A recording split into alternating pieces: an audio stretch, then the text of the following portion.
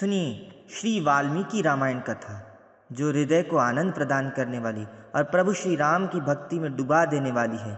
जो राम कथा सर्वस्व मंगलकारी और सबके मंगल का कारण है, ऐसी राम कथा को हम सब प्रणाम करते हैं। आइए सुनते हैं श्रीमद् वाल्मीकि रामायण कथा। जय श्री राम।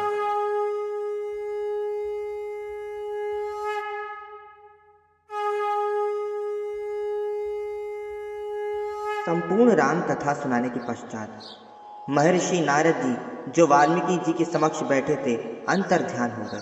तत्पश्चात उनके जाने के पश्चात महर्षि वाल्मीकि जी तमसा नदी के तट पर अपने शिष्य भरद्वाज जी के साथ गए।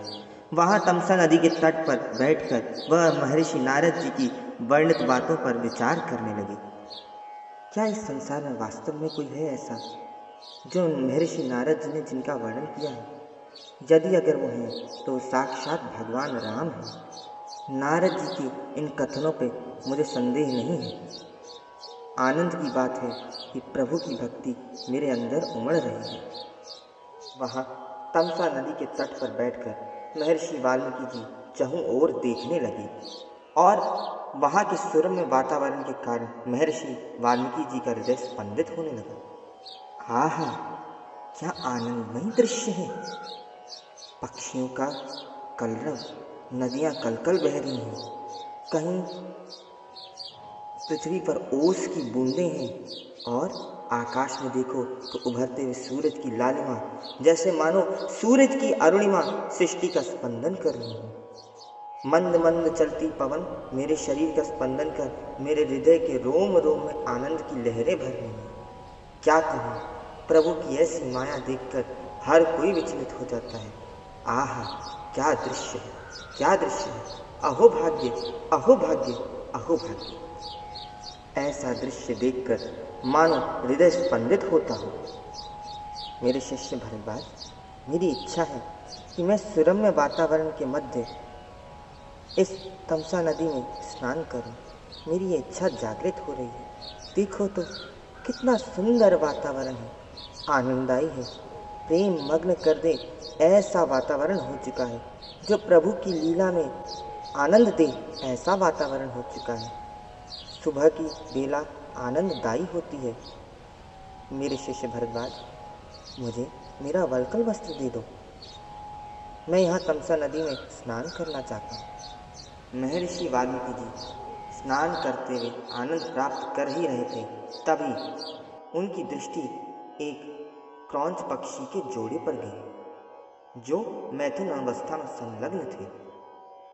काम क्रिया में लिप्त दोनों पक्षी मधुर स्वर में गायन कर रहे थे, परंतु उनकी ये आनंददायक स्थिति उसी क्षण की थी। उसी समय एक निषाद वंश का एक पापी शिकारी अपने छिपने के स्थान से निकलकर प्रकट हुआ। उसने एक ऐसा बाण चलाया जिसने नर पक्षी के शरीर को भेद डाला।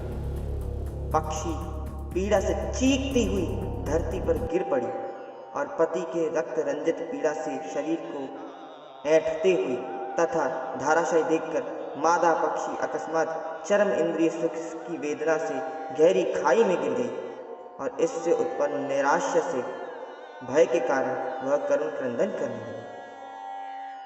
मां निषाद प्रतिष्ठामं त्वमगम शाश्वती समा यत क्रौंच मिथुना देखमवधि काम मोहिता।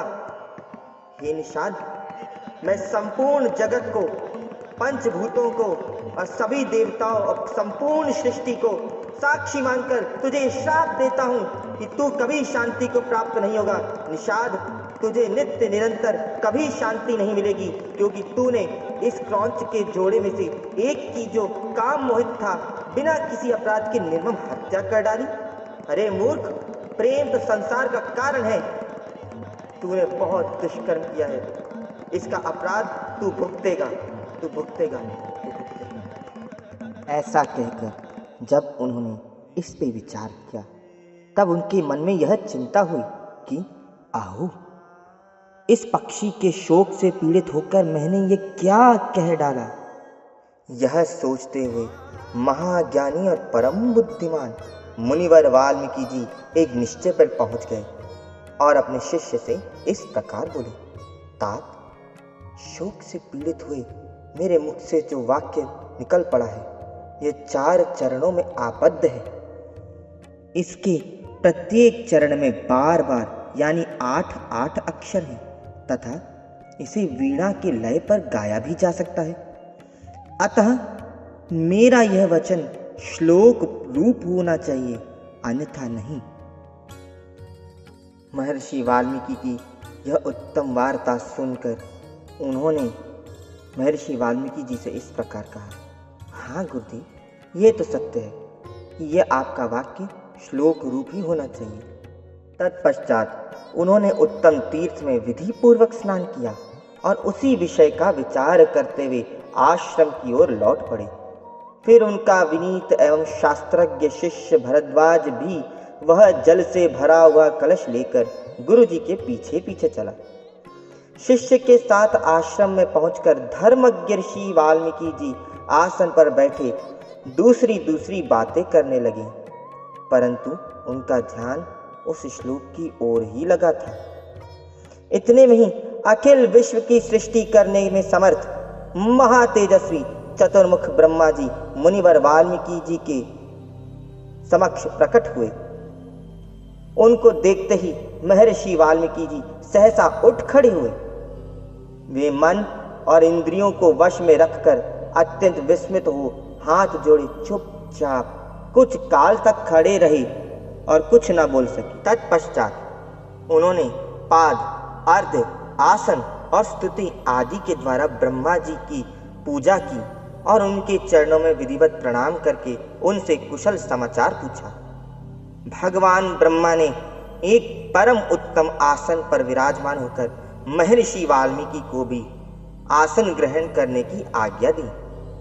ब्रह्मा जी की आज्ञा पाकर वे भी आसन पर बैठे।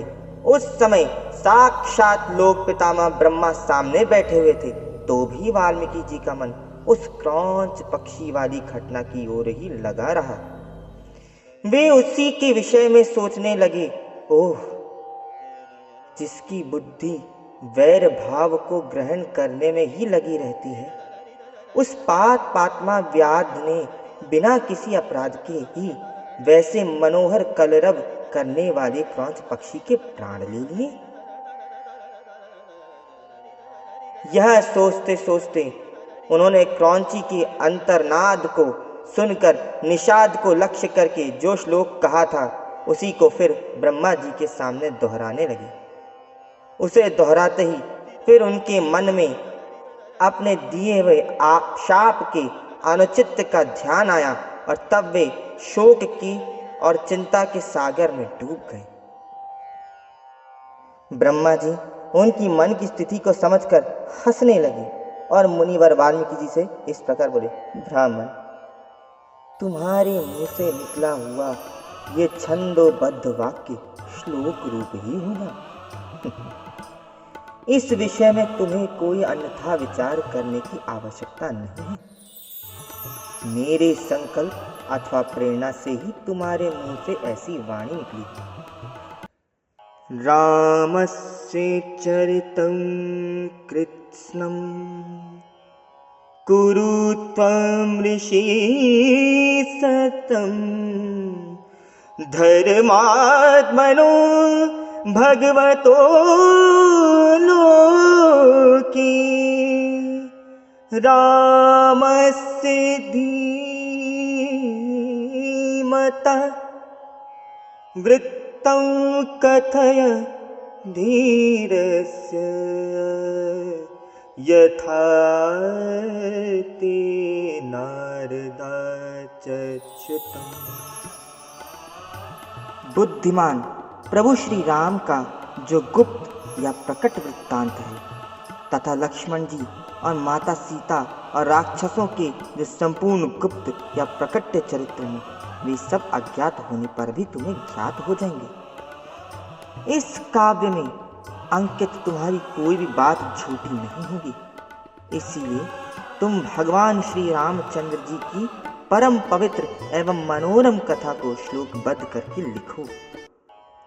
नति वाग्नृतः काव्य काचिदत्र भविष्यति कुरु राम कथा पुण्या श्लोक बद्धा मनोरमा। यावत् स्थास्यन्ति गिरयः सरितश्च महीतले तावद् रामायण कथा लोकेषु प्रचरिष्यति।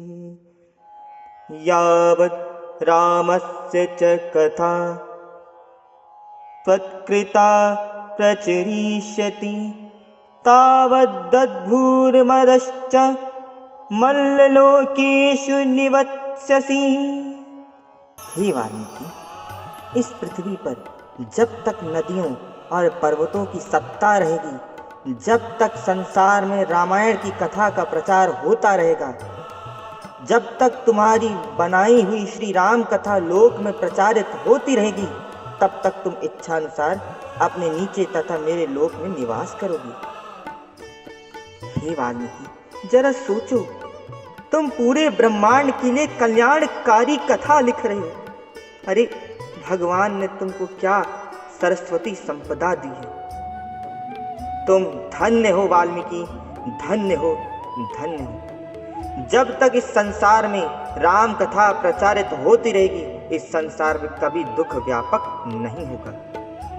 हे वाल्मीकि, जो भी इस राम कथा को पढ़ेगा वो जीवन भर आनंद में रहेगा, उसे कोई दुख व्यापक नहीं होगा, बस प्रभु की भक्ति में ही लीन रहेगा।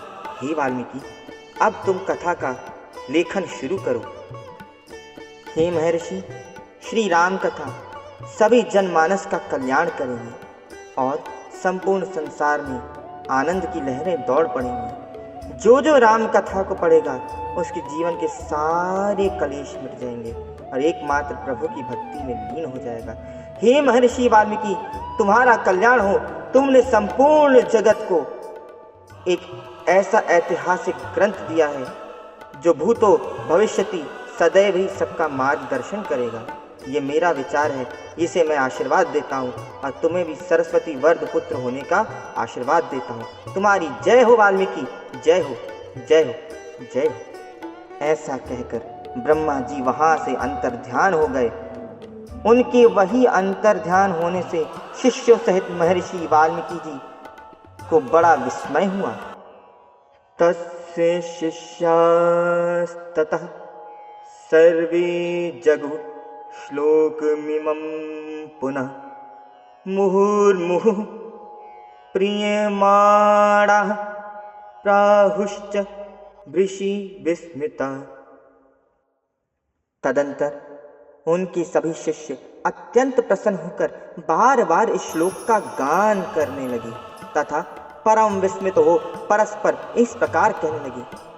अरे सुनते हो? हाँ हाँ बोलो।